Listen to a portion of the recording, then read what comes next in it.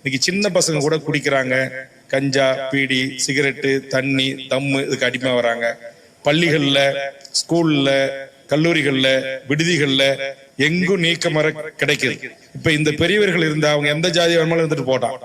ஆனா அந்த ஊர்ல இருக்கிற அதே சமூகத்தை சேர்ந்த அதே சமூக உறவுகளா இருந்தா கூட ஒரு 25 வருஷம் 30 ஆண்டுகளுக்கு முன்பு இந்த சின்ன பசங்க இந்த மாதிரி வயசானவங்க பெரியவங்க ரோட்ல வீதிகள்ல இது மாதிரி கோயில்கள்ல உட்காந்துருக்காங்க, டீ கடையில உட்காந்துருக்காங்கன்னா இவன் ஒரு பீடி சிகரெட் பத்த வைக்க பயப்படுவான்.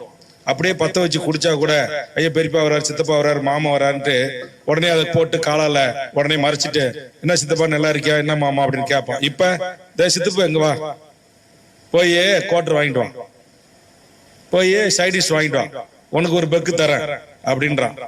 உறவு முறைகளை மதிக்கவில்லை. பெற்று வளர்த்து ஆளாக்கிய தாய் தந்தையர்களை மதியாத ஒரு சூழல்.